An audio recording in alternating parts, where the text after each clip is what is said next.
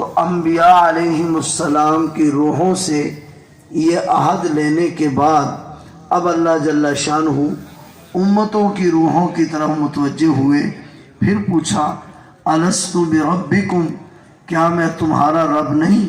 سید احمد شاہ صاحب بخاری نور اللہ مرقدہ لکھتے ہیں حضور علیہ السلام کی روح مبارکہ کے ساتھ سے آواز آئی، بلا کیوں نہیں، آپ ہمارے رب ہیں۔ جب یہ آواز آئی تو اس آواز کو سن کر باقی روحوں نے بھی کہا کیوں نہیں، آپ ہمارے رب ہیں۔ شاہ صاحب کہتے ہیں کہ امتوں میں سے یہ سب سے پہلی آواز سیدنا ابو بکر صدیق کی روح کی تھی۔ توجہ ہے آپ کی؟ یہ پہلی آواز جو ہے شاہ صاحب لکھتے ہیں کہ یہ سیدنا ابو بکر صدیق رضی اللہ تعالیٰ عنہ کی روح کی تھی۔ اگر آپ کی پوری توجہ ہو تو میں اگلی بات کہنا چاہوں گا، تو ذرا غور فرمائیے کہ آج جو لوگ صحابہ اور نبی کو جدا کرنا چاہتے ہیں، یہ جدائی کیسے ممکن ہے؟ یہ تو عالم ارواح میں بھی اکٹھے تھے، یہ کیسے ممکن ہے؟ نبی کریم صلی اللہ علیہ وسلم تشریف لا رہے ہیں، آپ کے دائیں جانب سیدنا ابو بکر صدیق رضی اللہ تعالیٰ عنہ ہے، اور آپ کے بائیں جانب سیدنا فاروق اعظم رضی اللہ تعالیٰ عنہ ہے۔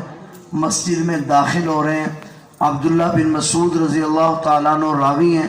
سید نور الحسن شاہ صاحب بخاری نور اللہ مرقدہ نے واقعہ ذکر کیا ہے، نبی اور صدیق میں تینوں حضرات مسجد میں داخل ہو رہے ہیں۔ صحابہ کرام دیکھ رہے ہیں، خوش ہو رہے ہیں۔ نبی کریم صلی اللہ علیہ وسلم نے مسجد میں پہلا قدم رکھا اور رکھنے کے بعد فرمایا ہاکذا نبعث، جس طرح آج ہم دنیا میں اکٹھے ہیں، میدان محشر میں بھی ہم اسی طرح اکٹھے ہوں گے۔ تو بات اکٹھے ہونے کی چل پڑی۔ میں 2-3 حوالے اس پر عرض کرنا چاہوں گا، بات ویسے میرے ذہن میں آ گئی۔ محمد الرسول اللہ، محمد صلی اللہ علیہ وسلم اللہ کے بھیجے ہوئے ہیں۔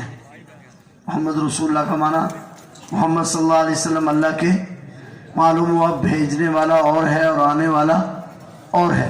آگے ہے والذین معہ، کچھ لوگوں کو اللہ نے حضور علیہ السلام کے ساتھ جوڑ دیا ہے، اور جن کو اللہ جوڑ دے ان کو کوئی نہیں توڑ سکتا۔ تو اصحاب رسول وہ ہیں جن کو اللہ جل شانہ نے نبی پاک صلی اللہ علیہ وسلم کے ساتھ جوڑ دیا ہے، لہذا کوئی توڑ۔ بات میرے زبان پر آ گئی تو کہتا چلوں، بعض مقامات ایسے ہیں وہاں پر پہنچ کر آدمی سوچتا ہے کہ اب ممکن ہے کہ تھوڑی جدائی ہو گئی ہو، تھوڑا فاصلہ ہو گیا ہو۔ ذرا آپ غور فرمائیں، یہ ابو بکر و عمر ایسے ہیں آج صرف حضور کے ساتھ نہیں ہیں، بلکہ نبی کریم صلی اللہ علیہ وسلم نے فرمایا انا و ابو بکر و عمر، میں اور ابو بکر اور عمر خلقنا من تربۃ واحدہ، ہمیں ایک ہی مٹی سے پیدا کیا گیا ہے۔ تو گویا کہ پیدائش سے پہلے بھی ابو بکر و عمر حضور کے، بولو ذرا، آپ کا گلا تو ٹھیک ہے نا؟ پیدائش سے پہلے بھی ابو بکر و عمر حضور کے ساتھ تھے، اور آج بھی حضور علیہ السلام کے ساتھ ہیں۔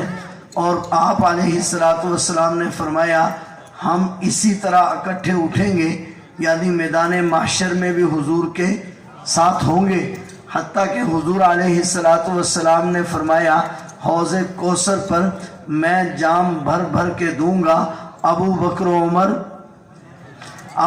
و عمر پلائیں گے۔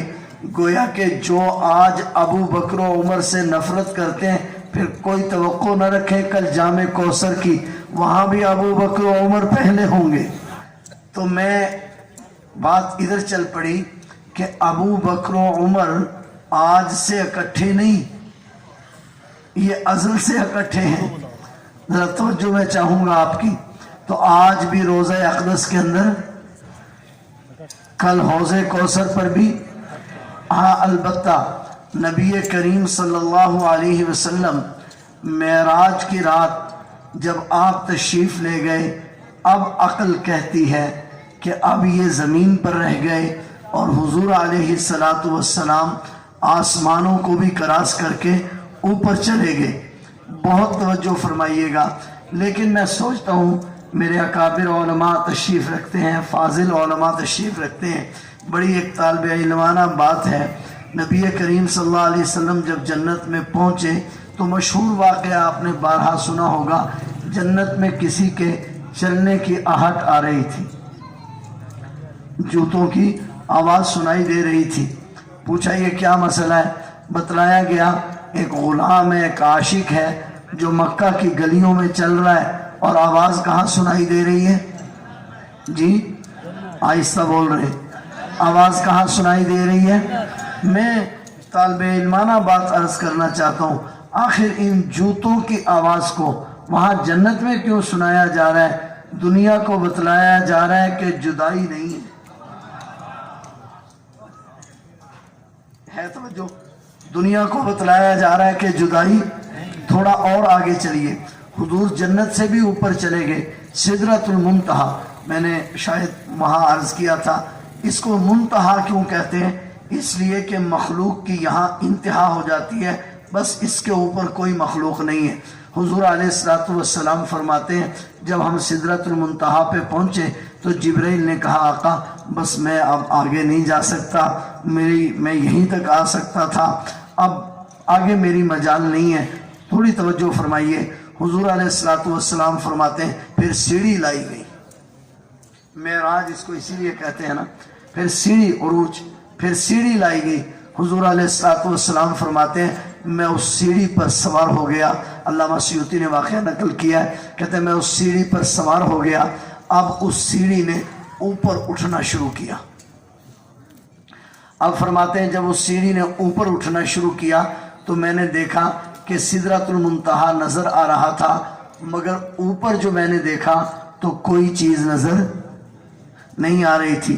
सीढ़ी थोड़ा और ऊपर उठी, अब मैंने देखा सिदरतुल मुंतहा कुछ कुछ नज़र आ रहा था, मगर ऊपर कोई चीज़ नज़र नहीं आ रही थी। फिर सीढ़ी थोड़ा और ऊपर गई, अब जो मैंने देखा ना तो नीचे कोई चीज़ नज़र आ रही थी और ना ऊपर कोई चीज़ नज़र आ रही थी। अब थोड़ा सा मैं परेशान हुआ कि मैं कहाँ आ गया। अब जो ही मेरी ये कैफियत हुई तो फौरन मुझे एक आवाज़ सुनाई दी, पैगंबर अल्लाह की नेमत को हौसले के साथ ठहर ठहर कर कबूल कीजिए। मैंने जो आवाज़ पर गौर किया तो वो आवाज़ अबू बकर सिद्दीक की थी। उलमाए किराम की एक जमात तो ये कहती है, मकसद ये था, हज़रत अल्लामा अनवर शाह कश्मीरी ने अजीब जुमला कहा देखिए अल्लाह ताला अपने पैगंबर की इतनी सी परेशानी को भी गवारा नहीं किया। अल्लाह ने इतनी सी जो तशवीश हुई, अल्लाह ने इसको भी गवारा नहीं किया। उलमा ने बड़ी अजीब अजीब बातें लिखी हैं। कहते हैं जब हुजूर अलैहिस्सलातु वस्सलाम यहाँ पहुँचे और ये आवाज़ किसकी थी? हुजूर अलैहिस्सलातु वस्सलाम ने कहा अल्लाह यहाँ तो जिब्रील जैसे पीछे रह गए, यहाँ अबू बकर कहाँ हैं? फरमाया पैगंबर हमें मालूम था जब आपने यहाँ आना है और आपको तशवीश होनी है कि मैं कहाँ आ गया। मैंने उसी दिन एक फरिश्ता पैदा किया था, उसको अबू बकर की आवाज़ अता की थी और आज वो आपको खड़ा तसल्ली दे रहा है। आज आपको अबू बकर की आवाज़ सुनाई जा रही है। मैं एक बात कहना चाहूँगा उलमा की मौजूदगी में, अबू बकर की आवाज़ सुनाई जा रही है, क्या ये तसल्ली जिब्रील नहीं दे सकता? है तवज्जो आपकी? क्या तसल्ली के ये कलिमात जिब्रील नहीं दे सकता था? यूं कहूँ کہ تسلی دینے کی عادت ابو بکر کی تھی، اس لیے ابو بکر کی آواز سنائی گئی، یا یوں کہوں کہ اللہ دنیا کو یہ بتلانا چاہتے تھے کہ ابو بکر پیغمبر سے جدا